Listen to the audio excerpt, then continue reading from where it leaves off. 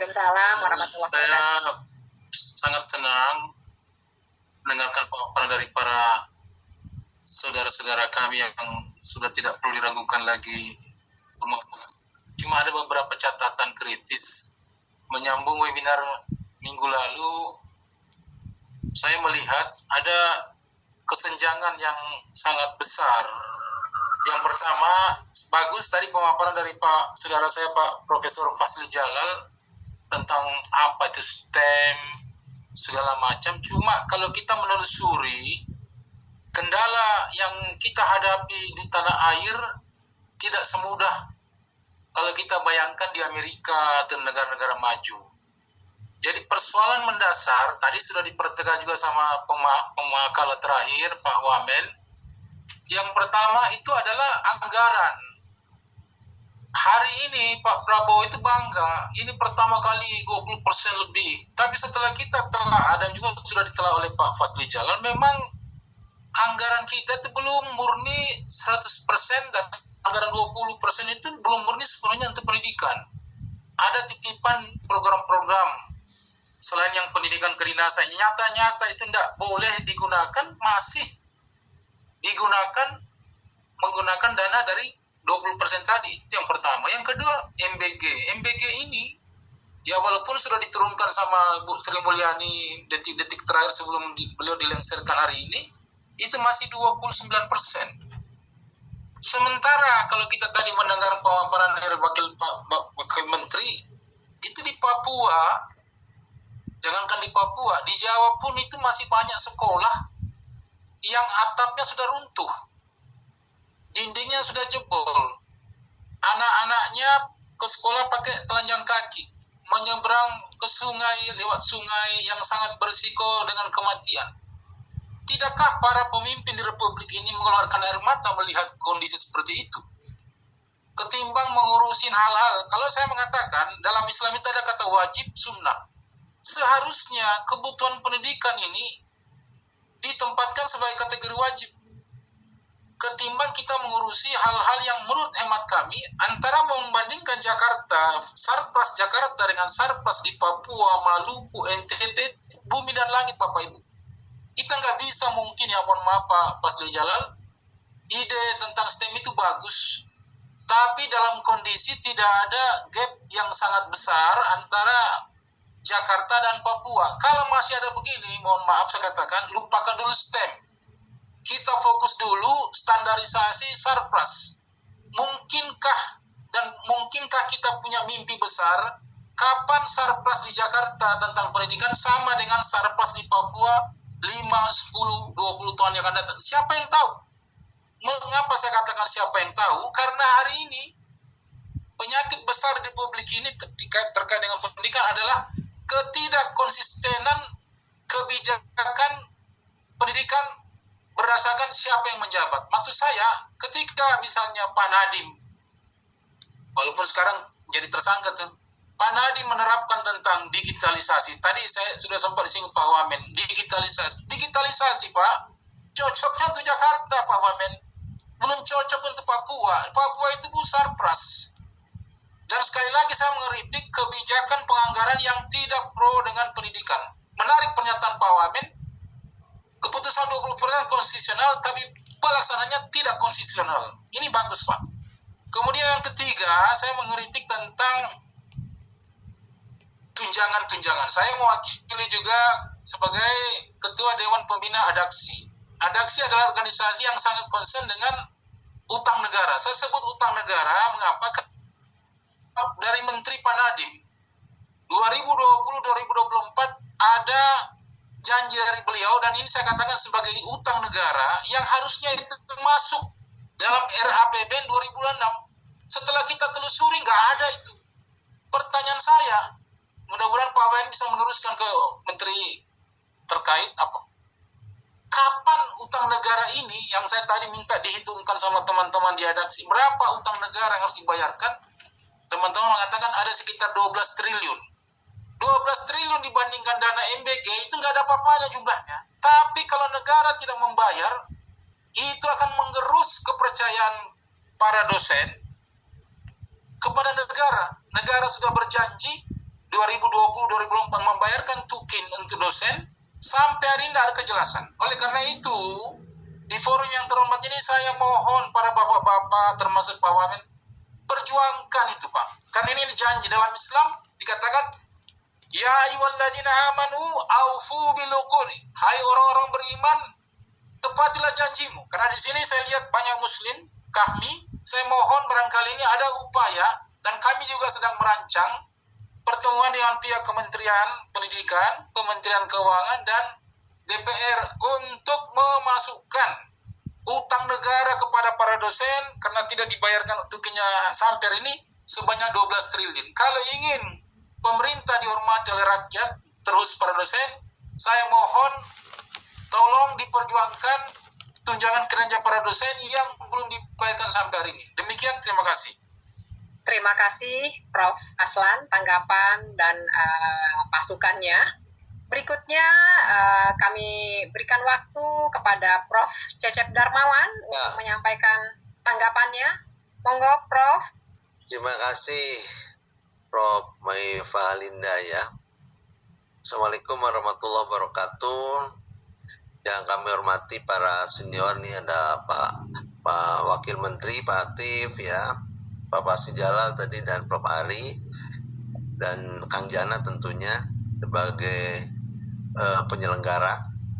Saya mengamati betul ya persoalan mendasar. Tadi Pak Atif sangat berani mengatakan bahwa ya memang penganggaran kita itu bertentangan dengan Undang-Undang Dasar gitu.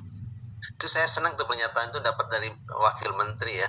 Kalau dari saya sih sudah biasa Prof. Atif ya gitu, melanggar undang dasar, tapi kita sendiri rasanya ya diam-diam aja, tenang-tenang aja gitu ya. Tapi kalau melanggar PP, melanggar apalagi surat edaran yang sebetulnya bukan dasar hukum ya rame. Tapi ketika melanggar undang-undang dasar ya, kita kok sepertinya adem-adem aja gitu. Padahal yang melanggar undang-undang dasar itu siapa? Ya pemerintah dan DPR itu sendiri yang menganggarkan seperti itu. Betul kan? Nah persoalannya tentu bukan hanya soal anggaran sih ya. Kalau menurut saya soal pendidikan itu satu soal regulasinya. Misalnya sekarang sedang diinisiasi tentang RUU Sisdiknas model baru. Ya, soal undang-undang Sisdiknas model kodifikasi. Jadi nanti nggak ada lagi undang-undang guru, nggak ada undang-undang dosen, tapi yang ada undang-undang Sisdiknas. Nah pertanyaannya sudah sejauh mana ini? Sementara waktu rencananya kan akhir tahun ini ya Pak Atif maksimal ya. Nah sudah sejauh mana sih persiapannya, naskah-naskah seperti apa gitu undang-undang Sisdiknas model baru ini. Yang kedua tentu adalah kita sendiri seringkali inkonsistensi bahwa misalnya anggaran pendidikan tidak boleh untuk kedinasan dan setiap tahun selalu untuk kedinasan gitu. Jadi sebenarnya siapa sih yang salah tuh siapa gitu? Mereka yang di DPR dan pemerintah yang membuat aturan, mereka juga yang melanggar ya, dan kita juga diam-diam saja, termasuk kami juga gitu ya. Jadi kasihan banget gitu jadi rakyat kita hari ini. Yang semestinya kan tidak terjadi hal seperti itu. Saya paham ya bahwa mengapa dana pendidikan bisa tercecer ke sana ke sini. Karena ada satu celah dan ini harusnya ditutup segera. Di dalam setiap rancangan undang-undang atau RAPBN selalu ada kata ya yang kemudian jadi undang-undang APBN, selalu ada kata fungsi pendidikan. Itu Pak Atif. Ya, kata fungsi pendidikan itu yang kemudian membuyarkan 20% anggaran pendidikan. Yang harusnya anggaran pendidikan itu untuk dua hal. Satu untuk dana operasional, kedua dana investasi. Cukup dua itu saja sebenarnya.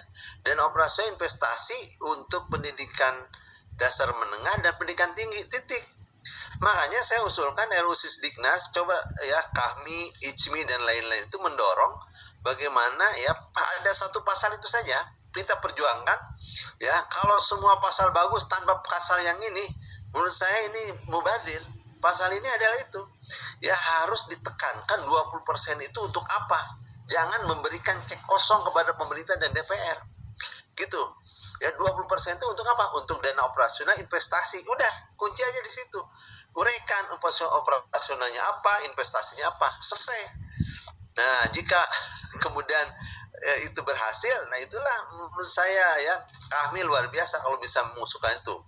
Pak Atip pegang tuh, kayak saya kira Pak Atip pegang tuh Pak Wamen draftnya ya. Kalau belum ada pasal itu Pak Atip ditulis deh gitu ya, sebagai masukan nih dari kami. Saya nggak mau komentar lain lah soal standarisasi ya. Tadi Pak Atip bilang ya nggak akan mampu semuanya ya, tapi kok sekolah rakyat mampu Pak Atip ya dengan standar yang luar biasa. Jadi sebenarnya kita itu posisinya di mana sih gitu ya, kalau bisa bangun tapi yang lain kok bisa gitu. Itu saja, terima kasih. Assalamualaikum warahmatullahi wabarakatuh. Terima kasih Prof. Cecep, masukan dan juga pertanyaannya nanti akan ditanggapi oleh narasumber kita. Akanda Yunda, adik-adik sekalian, kami yakin bahwa diskusi malam ini sangat menarik, tapi tentu karena keterbatasan waktu kami membatasi masing-masing. Ini ada 5 yang bertanya nih. Masing-masing singkat-singkat saja ya, kami cukupkan 5 saja. Masing-masing diberikan waktu untuk bertanya maksimal dan menanggapi 3 menit saja gitu. Nanti akan kita berikan kesempatan kepada narasumber kita untuk menanggapi. Silakan yang pertama Mas Randi, silakan Mas. Baik, nanti Bu, atas waktu dan kesempatan telah diberikan kepada saya. Assalamualaikum warahmatullahi wabarakatuh. Waalaikumsalam. Linda. Ini pertanyaannya berat-berat semua nih ya. Kalau Prof. Aslan tadi ini teman berdialog kita ya, sudah lama kita sangat setuju dengan argumen beliau bahwa tentu kita mulai dari kebutuhan yang paling mendasar dulu ya, dan itu yang harus dipenuhi ya. Nah, kalau memang itu belum terpenuhi, berarti prioritas lain harus di nomor 2-kan untuk mencapai apa yang menjadi hak dari anak-anak kita di seluruh Indonesia. Tapi tentu kita tidak menutup pintu juga bagi mereka yang sudah terpenuhi atau daya ungkit hasil belajar mereka pada saat kita memenuhi standar-standar itu, bisa mereka melompat karena berbagai intervensi yang kita lakukan secara strategik itu juga harus kita lakukan. Jadi tidak berarti berpikirnya linear saja, tapi juga bisa kita lakukan decoupling gitu ya. Nah, Bapak-bapak dan Ibu yang saya hormati, kalau kita lihat dari Pak Asmi tadi kalau nggak salah ya mengenai kurikulum ya, dari Pak Asmi pemerintah daerah dulu ya, bukan Pak Aprizal dulu nih Bu Linda. Pak Aprizal tentang kurikulum ya. Iya, saya setuju sekali ya. Jadi arti sebetulnya kan kita udah berganti 11 kali kurikulum itu ya sejak negara ini merdeka ya. Dan saat ini kan kurikulum kita kan masih yang lama ya, masih kurikulum merdeka. Jadi berarti tidak benar juga bahwa begitu menteri baru datang langsung mengganti kurikulum.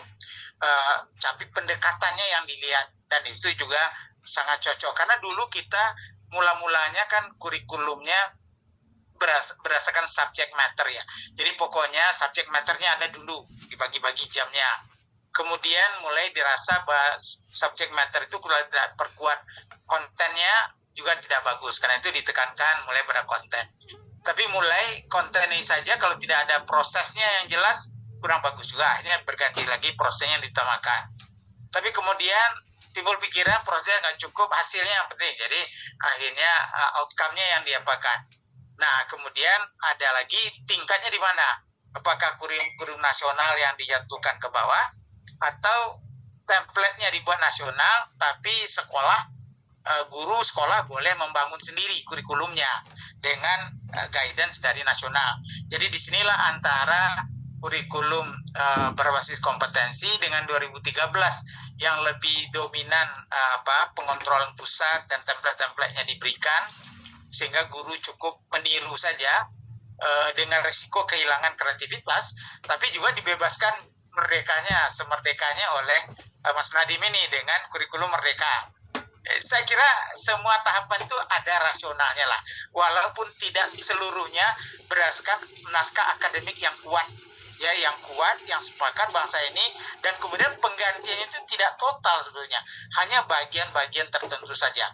Tapi pada akhirnya yang terbaik adalah untuk gurunya. Kurikulum sejelek apapun di tangan guru yang profesional itu nggak ada masalah, dia nggak akan memakai kurikulum itu, dia dia akan membangun sendiri kurikulum di mata pelajarannya, di sekolahnya, dan itu cukup responsif terhadap mutu hasil belajar, karena prosesnya dia jaga. Jadi justru guru yang relatif pembelajar sepanjang hayat, bisa menghimpun dari berbagai sumber, tidak terlalu tergantung kepada buku teks yang dibagikan dan seakan-akan satu-satunya, inilah yang kurikulum terbaik sebenarnya di guru yang profesional. Tapi oke lah, karena Indonesia kan luas ya, kita bicara 4 juta guru, yang kadang-kadang mereka untuk meniru mentah-mentah apa yang ada aja kadang-kadang udah kesulitan, apalagi mereka berkreasi di tengah keterbatasan tadi, informasi, lapangan, latar belakang pendidikan yang madai dan seterusnya. Jadi karena itu Pak Prizal, kita ikut prihatin lah, tapi mari kita dengan jernih juga melihat apanya yang kalau dirubah, apanya. Dan kemudian benarkah perubahan kepada yang baru ini didasarkan pada analisa yang kuat, dan perbaikannya itu juga visible untuk dilakukan. Yang kita cegah kan jangan guru lelah meniru, belum selesai satu dia udah baru ujung pelatihan sampai ke sana, bahwa dia akan coba, udah ganti lagi. Nah, karena itu memang kurang baik. Tapi kembali, guru yang profesional jauh lebih berharga dari berbagai kurikulum yang bermutu pun, ya. Karena itu, mari kita investasi pada guru. Nah, yang kedua dari Pak Azmi tadi, saya tertarik juga, ini bagus ya. Sebenarnya bagaimana aturan antara daerah dengan pusat, ya. Jadi menurut saya ini yang penting benar dibenahi. Karena sekitar 50%, pernah dulu hampir 60% dari total anggaran pendidikan nasional 20% itu diserahkan pada daerah, ditransfer pada keuangan daerah ya. Jadi berarti kan besar, dan itu harus mendukung pembiayaan fungsi mereka, yaitu fungsi-fungsi yang harus dilakukan oleh mereka sebagai tanggung jawab otonomi, anggaran diberikan. Nah, sayang memang kinerja dari daerah ini terhadap berbagai indikator tadi tidak terlalu jelas disajikan, dianalisa, ya datanya dikumpulkan, dianalisa, disajikan, kemudian dibanding-bandingkan baik tren maupun antar daerah. Kemudian ada dialog. Apa yang sudah baik diberi insentif, kalau perlu diberi tepuk tangan, beri penghargaan. Apa yang belum baik dipahami bersama, jangan nyala-nyalakan dulu, tapi mereka punya tantangan yang cukup besar. Tapi kita dengan empati dan simpati untuk membantu apa yang bisa dilakukan bersama untuk menyelesaikan masalah mereka. Tapi indikatornya jelas dan semua pihak sadar bergerak dari satu tahun ke tahun berikutnya, adakah kemajuan, adakah progres yang lamban atau tidak berprogres. Nah, ini dialog ini harusnya dijadikan dialog yang sangat-sangat vital dan harus mendahului rencana penggunaan anggaran ke daerah dan pengesahan APBD daerah, kalau kabupaten kota oleh provinsi, kalau provinsi oleh pusat. Jadi kalau ini kita kawal, harusnya setiap tahun itu ada internalisasi dari masalah daerah ini. Kita punya DAK fisik yang besar ya, kalau ada yang mau rusak, yang meruntuh ini. Sebenarnya puluhan triliun DAK itu yang disediakan, yang harus bisa menjawab. Tapi kalau ini sudah dibagikan ke daerah, tapi masih ada juga sekolah yang bocor, apa jumlahnya yang kurang, atau ketepatan penganggaran, atau kualitas daripada eksekusinya. Jadi karena itu saya setuju dengan Pak Azmi ya, mari kita cari cara agar perencanaan berbasis data tadi makin akurat, KPI dari daerah jelas, dikumpulkan secara periodik, dianalisa, disajikan kembali ke daerah, tidak untuk menstigma, tapi untuk mendiskusikan apa yang terjadi, apa yang belum baik, apa yang sudah baik. Nah, ini dimonitor dan dievaluasi, dijadikan siklus tahunan. Nah, sejalan dengan itu nanti sebetulnya kita kan masih ada double counting ya. Anggaran daerah yang masuk APBD itu sebetulnya termasuk tadi yang 50% dari pusat itu dihitung kembali oleh daerah sebagai anggaran pendidikan mereka. Jadi 2 kali 20%. Padahal di Undang-Undang Dasar APBD pusat, APBD pusat. Sayangnya kita memasukkan DAK yang sebetulnya ini uang transfer pusat sekarang menjadi APBD, DAK dan DAU. DAU jelas lah, karena itu dukungan kepada otonomi. Tapi begitu DAK juga masuk pada APBD, dan itu semua anggaran pendidikan, dan diulang lagi sebagai anggaran pendidikan dari daerah, Jadi sebetulnya yang keluar dari pendapatan asli daerah itu tidak terlalu besar pada akhirnya. Sebagian besar adalah menghitung kembali dana pusat yang sudah dihitung 20%, kemudian dihitung lagi 20% di daerah. Nah, ini yang mudah-mudahan dalam undang-undang yang baru nanti makin jelas ya. Jangan terjadi double counting itu. Nah, kemudian sedikit lagi yang tadi disampaikan juga oleh ya kalau Pak Farid tadi saya setuju ya. Ya sebetulnya dalam undang-undang kita disebutkan beliau kan jelas sekali. Beriman, bertakwa pada Tuhan Yang Maha Kuasa, berakhlak mulia, baru sehat, baru berilmu, baru cerdas, baru kreatif mandiri. Dan ini kan sebetulnya sudah sangat kuat ya spiritualitasnya. Nah, memang dalam pelaksanaan memang kita belum sebanyak yang diharapkan. Berbagai cara dulu pendidikan karakter, menggema, akhlak mulia dilakukan. Menteri Nadiem dengan 6 profil pelajar Pancasila, sekarang 7 kebiasaan anak Indonesia hebat. Semuanya loaded dengan keinginan untuk beriman, bertakwa dan berakhlak mulia ini. Tapi ternyata antara intensi, narasi, regulasi dengan pelaksanaan ternyata belum menghasilkan yang kita harapkan. Tapi kita harus ingat, pendidikan karakter kan memerlukan communities of character ya. Jadi tidak bisa hanya mengharapkan dari sekolah saja. Sebab kalau double standar terjadi di rumah, apa yang sudah baik diajarkan di sekolah hancur lebur, dia akan dinegasikan oleh anak karena anak melihat apa di rumah. Tapi kalau sekolah dengan keluarga sudah bersepakat, tapi di masyarakat dicontohkan terus terang dan sangat gamblang pada anak-anak, hal-hal yang bertentangan dengan yang sudah dia dapat di sekolah diterapkan di rumah, ini juga akan membuat karakter tidak berkembang. Jadi karena itu memang kesepakatan 3 unsur ini, ya rumah tangga, ya sekolah, dan masyarakat, sekali kita menaruh nilai-nilai tertentu, itu harus menjadi nilai universal untuk seluruh Indonesia, dimanapun, di sekolah kah, di rumah kah, di masyarakat kah, termasuk media dan seterusnya. Mudah-mudahan Pak Farid, mudah-mudahan kita makin gigih nanti untuk perjuangkan itu dari berbagai lini dan berbagai pelaku tadi. Bu Misdi, ini kan nanti Pak Atib lah menjawab ya, tapi menurut saya kalau kita lihat intinya kita kan tidak membeda-bedakan lagi antara negeri dan swasta ya.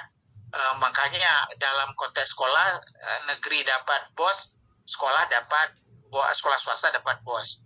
Guru negeri dapat gaji, dapat tunjangan profesi kalau dia bersertifikat. Guru swasta dapat gaji dari yayasan atau dari sekolah, dapat tunjangan profesi kalau dia bersertifikat dari pemerintah. Kesamaan itu. Kemudian kalau di dosen begitu juga.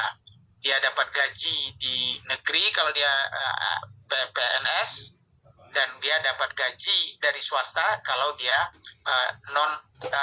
dosen swasta. Tapi dua-duanya kalau bersertifikat dapat tunjangan profesi dosen. Nah, termasuk sekolah. Sedangkan swasta saja diberikan beasiswa oleh negara. Malah orang yang tidak berhubungan dengan pendidikan pun atau belum berhubungan diberikan beasiswa oleh LPDP yang waktu awal-awal 1 triliun pertama itu saya sebagai Dirjen Dikti dulu di bawah komando Profesor Bambang Sudibyo dan juga persetujuan Pak Susilo Bambang Yudhoyono untuk membuat endowment pendidikan itu 1 triliun pertama 2009 kita bangun itu. Nah sekarang endowment LPDP itu untuk pendidikannya sudah 120 triliun lebih. Jadi kita sebenarnya bisa mengirim 5.000 putra-putra terbaik kita ke perguruan tinggi terbaik di luar negeri. Jadi kalau memang nanti saya kira mungkin ini masalah waktu aja nih Bu Misti, mudah-mudahan tetap dijaga LOE itu, tetap disiapkan untuk apa Ibu belajar dan apa nanti manfaat pulang, bahwa Ibu sudah menjadi bagian dari PTN tersebut kan, walaupun namanya P3K. Tapi berarti syarat-syarat minimal Ibu sudah dipenuhi oleh pemerintah, tinggal lagi mendudukan karir. Ya kalau ASN sebagai satu undang-undang adalah satu nafas, harusnya tidak terlalu banyak beda antara P3K dengan PNS. Nah mudah-mudahan dalam konteks sekolah, harusnya pemerintah lebih maju. Karena sekolah ini kan akan mempengaruhi kualitas pembelajaran. Masa hanya karena status P3K, dia seakan-akan dilambatkan atau tidak dimungkinkan untuk pendidikan lebih tinggi. Padahal itu berkaitan dengan mutu. Nah, kemudian Pak Anggun ya, ya sebenarnya ini STEM ini bukan seakan-akan mengganti atau bukan zero sum game. Kita tentu tetap sesuai dengan undang-undang Sisdiknas tetap itu. Dan sebenarnya STEM ini bukan hal yang baru. Dia mata pelajaran sudah ada. Mata pelajaran matematika ada, mata pelajaran fisika ada, mata pelajaran kimia ada, biologi ada. Cuman yang STEM ini mata pelajaran yang silo itu tidak cukup. Tidak cukup untuk merangsang kreativitas. Karena itu dia harus terintegrasi antar mata pelajaran. Tapi digunakan untuk menjawab solusi. Solusi ini solusi masyarakat kita yang dijawab oleh mereka baik di pendidikan menengah maupun pendidikan tinggi. Dan dalam proses menjawab itu dia belajar. Jadi ini bukan pengganti ilmu humaniora, ilmu sosial segala macam. Cuman mata pelajaran yang ada itu mari kita tingkatkan mutu, mari kita integrasikan sehingga dia menjawab masalah masyarakat karena berbasis pengalaman yang melalui proyek-proyek yang dibangun oleh mereka berdasarkan analisa mereka terhadap masalah dan alternatif solusi yang mereka buat dan mereka membuat proyek. Dan itulah inti dari kurikulum STEM sebenarnya. Terima kasih. Assalamualaikum warahmatullahi wabarakatuh. Terima kasih Prof. Fazli, tanggapan dari pertanyaan dan tanggapan para penanya kita tadi. Berikutnya Prof. Atib. Monggo Prof. Ada Baik. beberapa pertanyaan terkait dengan kebijakan. Ya, beberapa saja karena tadi Pak Fazli sudah merespon cukup lengkap ya. Itu terkait dengan standarisasi Satpras ya, dan dikaitkan dengan digitalisasi dan program yang lainnya. Sebetulnya yang dilakukan sekarang itu tidak menghilangkan prioritas yang lain. Umpamanya untuk Satpras, maka tidak menyebabkan untuk program digitalisasi itu menjadi tidak terlaksana, itu dikerjakan termasuk juga untuk MBG. Untuk standarisasi umpamanya Pak Aslan ini kan sudah atau tengah dilaksanakan ya program revitalisasi fasilitas sekolah ya, dengan skema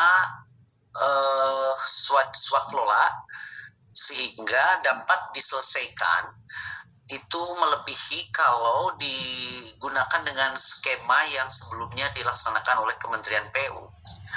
Umpamanya dengan anggaran 16,9 T kurang lebih ya untuk ke tahun ini, kalau dikelola dengan skema bukan swaklola itu hanya mencapai 10.440 unit. Tapi dengan skema swaklola itu bisa selesaikan sekitar 16.000. Jadi sangat banyak sekali efisiensinya. Dan itu sudah dilaksanakan. Nah, karena fasilitas fisik kita ini kan sudah berpuluh-puluh tahun ya, mungkin lama gitu. Sehingga tingkat kerusakannya hampir merata ya. Kalau digunakan dengan anggaran seperti yang sekarang ya, Presiden juga mengakui itu mungkin bisa selesai 10 tahun. Jadi harus dilakukan percepatan ya agar bisa diselesaikan dengan tepat dan supaya sama gitu standarisasinya. Nah, tahun depan juga insya Allah dianggarkan kembali agar tercapai yang tadi disebut sebagai standarisasi Satpras itu. Jadi tidak bisa tertentangan umpamanya yang di sini dipentingkan Satpras, bukan MBG begitu. Itu dua-duanya dilaksanakan.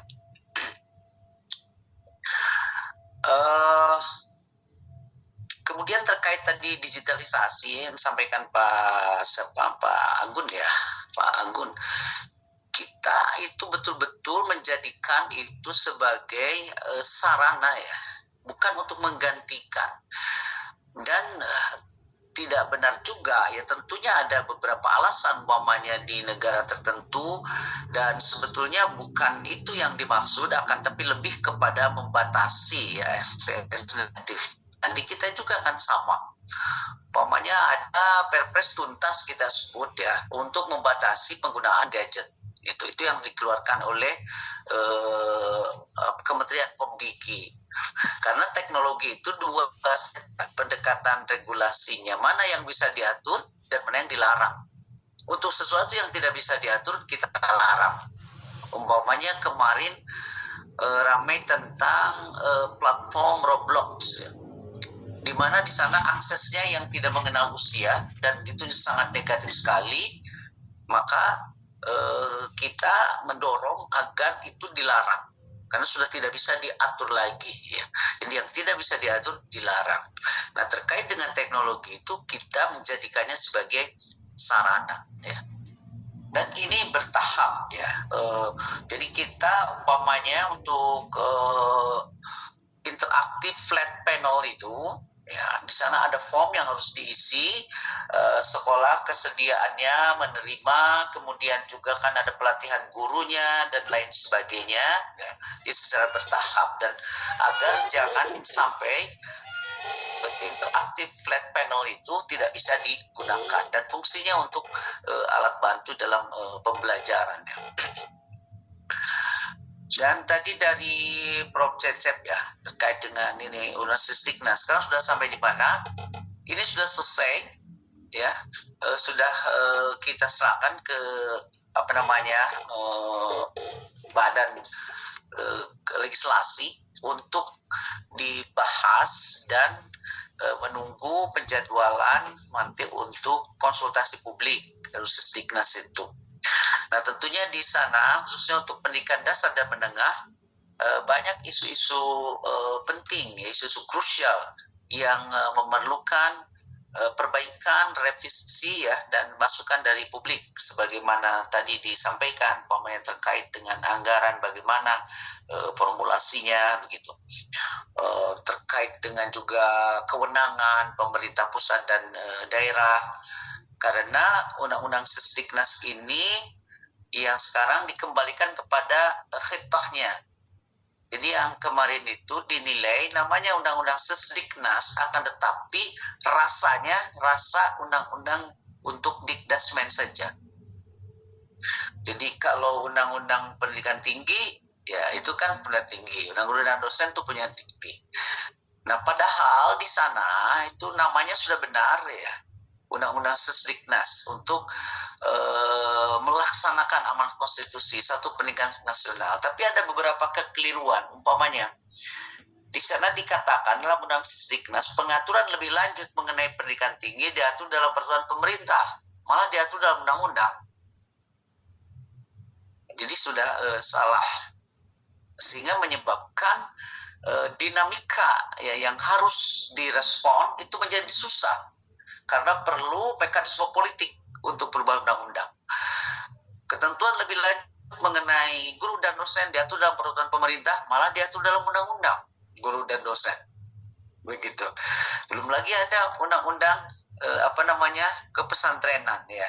Nah, padahal di kita hanya satu sistem pendidikan nasional, makanya kita kodifikasikan ini. Nah, nanti ketika dikonsultasi publik itu hal-hal yang tadi kami sudah mencatat dan memformulasikannya ya, termasuk seperti tadi Pak Pasli menyebut yang Pak Uda gurunya. Nah, itu juga kami sudah merumuskan ya statusnya mau bagaimana,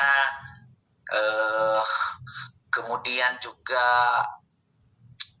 mengenai murid-muridnya ya apakah nanti terdapat BOS atau tidak. Nah, itu sudah kami rumuskan di dalam Undang-Undang Sisdiknas yang baru khususnya untuk dasar dan menengah ya. Dan terakhir jadi terkait dengan anggaran itu ya memang kita harus menyampaikannya ya untuk melakukan revisi ya secara fundamental agar betul-betul dapat memenuhi amanat konstitusi ya. Dan penguatannya di undang-undang yang tadi bagaimana agar bisa terlaksana. Tapi juga saya melihat sebetulnya ini bukan semata-mata tidak paham norma ini, kan tetapi keterbatasan tentunya ruang fiskal kita. Jadi kita mesti berusaha dan berdoa ya mudah-mudahan fiskal kita itu lebih dari cukup ya. Terakhir tadi tambahan saja terkait dengan kurikulum, betul. Sekarang itu tidak ada perubahan kurikulum ya. Jadi yang ada adalah pendekatan itu dengan tadi disebut Pak Fasli untuk pembelajaran mendalam ya. Ya kalau tadi Ustadz Farid Oqbah menyebut ya soal pendidikan yang mengutip Pak Habibie Imtek. Nah, seluruhnya di pembelajaran mendalam itu ketika disederhanakan kan di situ ada olah pikir, olah hati, olah rasa, olahraga gitu ya. Yang kemudian juga didetailkan lagi dari 7 kebiasaan anak Indonesia. Yang pertama, bangun pagi. Kemudian kebiasaan yang kedua, beribadah. Kebiasaan yang ketiga, berolahraga. Kan olahraga. Keempat, makan yang sehat, bergizi. Berikutnya, kebiasaan untuk belajar. Kemudian bermasyarakat. Ya, yang ketujuh, tidur cepat. Kan sebagaimana juga tradisi Nabi, beliau kalau sudah tidak ada urusan, dia tidur cepat. Nah, ini juga sama tidur cepat. Jadi yang disampaikan oleh Ustaz Farid Oqbah itu di metode pembelajarannya, jadi kita sederhanakan dari ada mindful learning, meaningful learning, joyful learning, jadi olah pikir, olah hati, olah rasa, olahraga. Nah, itu sudah. Dan juga kita jangan terlalu alergi dengan perubahan. Kurikulum itu bukan tujuan, tapi alat. Jadi kalau berubah, itu sesuatu yang niscaya. Ya. Dan sebetulnya kurikulum berubah itu tidak perlu ganti menteri. Ya, kalau perlu diubah. Dan kebetulan yang sekarang kurikulum itu tidak diubah. Ya. Yang ada adalah pendekatannya. Ya, karena kita menganggap itu masih tetap relevan. Ya. Sekira demikian. Terima kasih. Wassalamualaikum warahmatullahi wabarakatuh. Bagi rakyat dan bangsanya untuk bisa menjadi warga negara yang bermanfaat. Jadi kalau ini bisa kita pahami, internalisasi dan kita jalankan dimanapun kita bergerak di semua ekosistem pendidikan, insya Allah lah Indonesia akan maju mencapai cita-cita bersama dan kita akan makin cepat. Saya kira modal kita udah berlapis-lapis, kita siap untuk leapfrogging asal kita maknai benar apa yang sudah dengan baik disampaikan oleh undang-undang Sisdiknas kita. Itu aja, terima kasih. Bila taufiq wal hidayah. Wassalamualaikum warahmatullahi wabarakatuh. Waalaikumsalam warahmatullahi wabarakatuh. Terima kasih banyak Prof. Fasli. Salam dari Prof. Maila. Prof. Fasli, tadi saya bilang ya, salam kembali pada beliau. Beliau ini junior saya, tapi guru saya dalam bidang keilmuan. Ya, kami sama di satu itulah ya, satu kelompok lah di kampus. Baik, Kanda Yunda, terima kasih perhatiannya, banyak poin, banyak masukan, dan banyak insight-insight yang sudah diberikan oleh narasumber kita pada hari ini. Kita tentu berharap sekali bahwa dengan undang-undang Sisdiknas yang baru betul-betul bisa menjadi payung hukum bagi lembaga pendidikan kita, mulai dari PAUD sampai ke perguruan tinggi, dan itu bisa nanti mendapat juga, kami berharap tentu Pak Atif, undang-undang ini pada saat sosialisasi uji publiknya ada di antara kita dari KAHMI ini, tokoh-tokoh pendidikan ini juga turut berkontribusi untuk melengkapi, untuk menyempurnakan undang-undang pendidikan yang sudah jadi dan sudah ada di Dewan, begitu ya. Kemudian tentu kita berharap bahwa kesenjangan pendidikan yang terjadi baik dari aspek akses, baik dari aspek mutu, kualitas guru, sarana dan prasarana, dari Indonesia Timur sampai Indonesia Barat, tentu kita berharap gap-nya tidak terlalu jauh sehingga mutu pendidikan kita, tingkat competitiveness kita, world competitiveness kita bisa meningkat, sehingga pada saat Indonesia berusia 100 tahun kita betul-betul bisa mencapai kemandirian dan kita bisa menjadi negara maju, dan pendidikan kita tentu lebih baik lagi, dan kita bisa berkompetisi, dan kita bisa menjadi negara yang kuat, menjadi negara maju. Tentu itu harapan kita, dan itu semua tentu ditopang oleh fondasi yang kuat pada aspek pendidikan tentunya. Kanda Yunda, terima kasih banyak atas perhatiannya. Tidak terasa sekarang sudah pukul 22.21. Selaku pemandu acara pada malam hari ini, tentu saya mengucapkan mohon maaf yang sebesar-besarnya jika ada kata penyampaian saya yang kurang berada pada tempatnya. Sekali lagi saya mohon maaf. Terima kasih untuk para guru besar, para doktor, para semua cendekia yang sudah berkontribusi pada malam hari ini. Demikian saja, billahi taufik wal hidayah. Wassalamualaikum warahmatullahi wabarakatuh. Saya Waalaikumsalam warahmatullahi wabarakatuh. Terima kasih Pak Wamen. Sama-sama. Terima kasih Bunda.